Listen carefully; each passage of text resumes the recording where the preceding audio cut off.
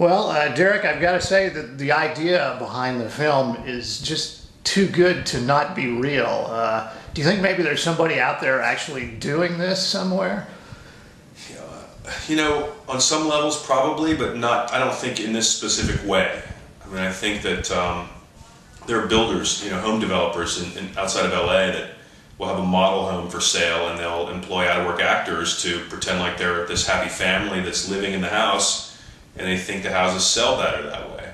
Mm-hmm. There are alcohol and tobacco companies that send models into bars to either, well, not anymore, you can't, most places you can't smoke cigarettes in a bar, but to order a certain drink over and over again, and they find that people start ordering that drink.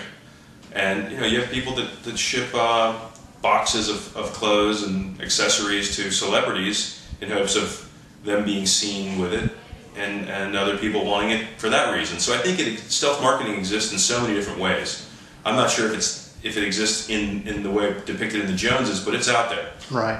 When it came time to deck out your mythical Jones family with all their mix of products, how did you decide which products to give them? The tennis shoes and the golf clubs and that sort of thing. Product placement was tricky for this film because every decision was really a creative decision over a financial decision. So, did we want to fake all the products? Well, I felt like that would take it too far into a cartoon kind of realm, and a lot of companies didn't want anything to do with us.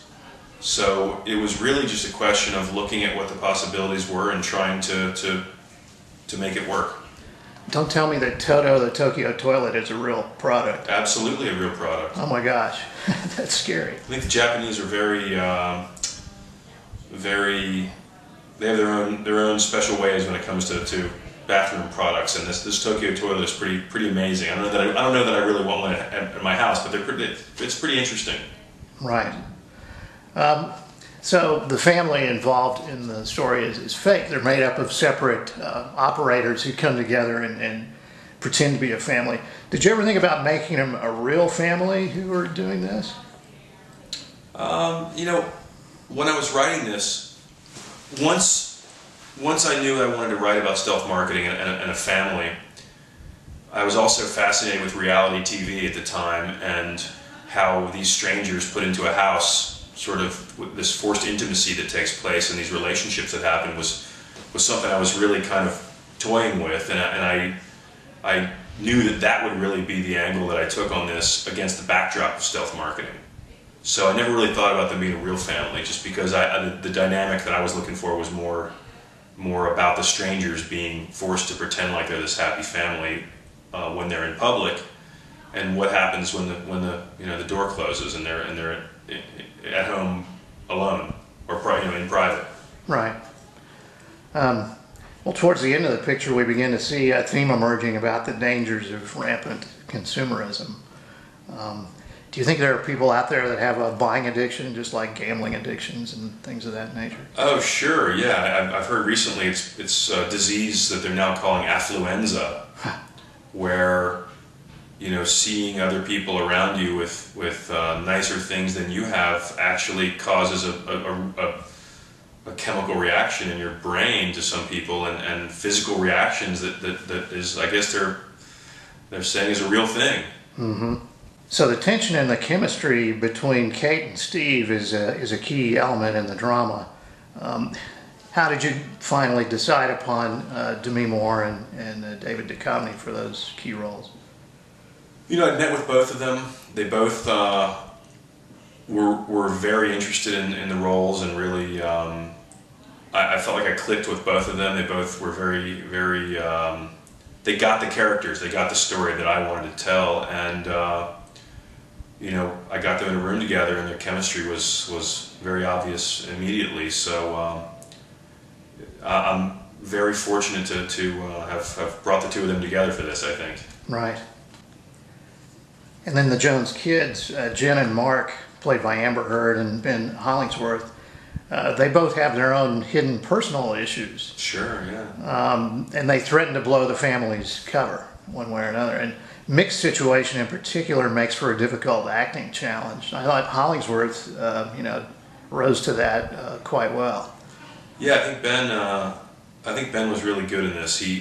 once again, I mean, I had auditioned so many guys for this role and just didn't find what I was looking for. And I was at my casting director's office one day, just kind of going through tapes that people had sent in, and we pop in this one tape, and within 30 seconds of seeing Ben's audition, I said, "This is the guy we need for this. This is who I want."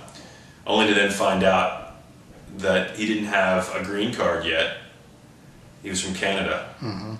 And we had 7 days or so until we needed him. And thankfully, Doug Mankoff, one of my fellow producers, stepped in and got a top-notch immigration attorney on board, and we expedited the process. And with probably less than 24 hours to go, we got the paperwork through, and Ben was in Atlanta working. Wow, that's great. It was. I'm glad it worked out that way. Now, you mentioned Atlanta. How did the upscale community end up being set in Atlanta as far as your filming goes? Well, I'd scouted various places around the country, and Atlanta or Georgia, the Georgia Film Office, had just instituted a new tax credit in Georgia, so it was on the radar. And then I was actually flying with my family on vacation we had to stop in Atlanta, and I'm looking out the window, looking at these neighborhoods with these you could tell from the air, these giant McMansion golf course neighborhoods, really more of them than I'd seen anywhere else. So I don't know whether it was a coincidence or what you want to call it, but I ended up having a layover in Atlanta and stayed there for a day and a half or 2 days and drove around. And immediately called everybody and said, "You guys have to get here and scout this place because I think this is the place." And it turned out, I think, really perfectly, because they have A-list crew there, amazing actors there, the day players that came from Atlanta. I'm really happy with, and a great film incentive program there, and really the community embraced us. We took over neighborhoods, we took over businesses, and really were treated in such a way that I can't wait to go back and do another film there. So this is your first feature film to direct, right? Were you surprised by anything in the course of the production? Was anything a lot harder than you thought it was going to be? Having done as many commercials as I have, it was, I thought I was going to be a lot more affected by it than I really was. I thought I would be sick in my trailer. I thought I'd throw up in my trailer that first morning, and I never did. It really just kind of, once you're out there working, it's just like another day at work. And yet, it's such an amazing crew and actors and fellow producers that I was working with, that it was like the best day of work that I'd ever experienced, and it just got better from there. Wow, that's great. So, an additional theme of the story seems to be that secrets are really hard to keep, and they're eventually going to find their way out. I think, yeah, they tend to. I felt like the personal stories had to be front and center in this, and you gotta give people things going on beneath the surface to keep it interesting. Mm-hmm. And had I just made this where the stealth marketing and comments on consumerism were in the front, it would have gotten old really quick. Whereas I think to keep people's interest, to keep the complexity that I was looking for, the personal stories had to really be front and center against the backdrop of stealth marketing. Do you have a new project that's in the works you want to tell us anything about? I do. Hopefully we'll be in production on The Zero this fall. It's based on a Jess Walter book, National Book Award finalist a few years ago. And producer Bill Perkins and I have got the project. Brandon Boyce, who wrote Apt Pupil in Wicker Park, is doing the adaptation. And it's a dark, I'd say, political, satirical thriller of some sort. I mean, it's a very complex story, and I've heard people say it's kind of Memento meets Being There meets 12 Monkeys or Fight Club or something. And it's really an exciting project, and hopefully we'll we'll fast track it and be shooting within a few months. All right. Well, Derrick Borte, thanks for talking with us. My pleasure. I appreciate it. And have fun on the red carpet tonight. I certainly will. Thank you. All right.